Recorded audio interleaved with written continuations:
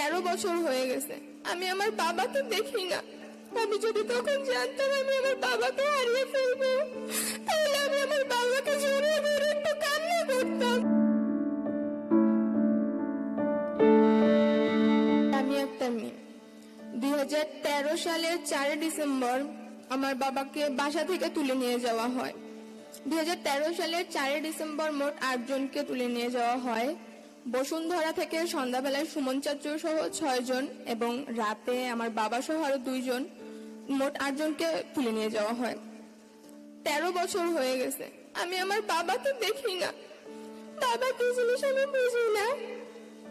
আমার বাবাকে যখন নিয়ে যায় তখন আমার 3 বছর বয়স ছিল। আমি তখন বাবার মানেটাও বুঝতাম না। আমি যদি তখন জানতাম আমি আমার বাবাকে হারিয়ে ফেলবো, তাহলে আমি আমার বাবাকে জড়িয়ে ধরে একটু কান্না করতাম। আমি আমার বাবাকে আর কখনো পাবো না, আমি এটা কখনো জানিনি। আমার বয়সটা যখন বাবার হাত ধরে ফুটপাত দিয়ে হেঁটে হাঁটা শেখার, সেই বয়সটায় আমি আমার মায়ের হাত ধরে বাবার শরীরটা বুকে নিয়ে আমার বাবাকে দাঁড়ে দাঁড়ে খুঁজেছি, কিন্তু আমি আমার বাবাকে কোথাও পাইনি। আমি আমার বাবাকে ফেরত চাই। আমি আমার বাবার হাতটা একটু ধরতে চাই। আমাকে আমার বাবার হাতটা ধরার সুযোগ করে দেওয়া হোক।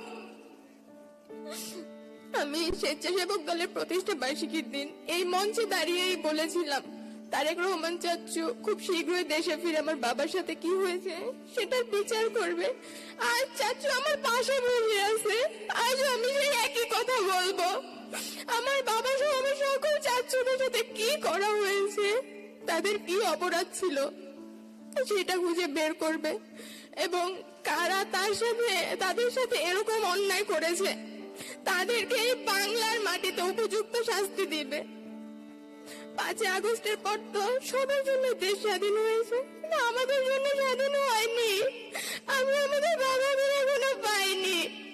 যতদিন পর্যন্ত আমার বাবা সহ আমার সকল চাচুদের আমরা ফেরত না পাবো, ততদিন পর্যন্ত আমাদের জন্য দেশ স্বাধীন হবে না।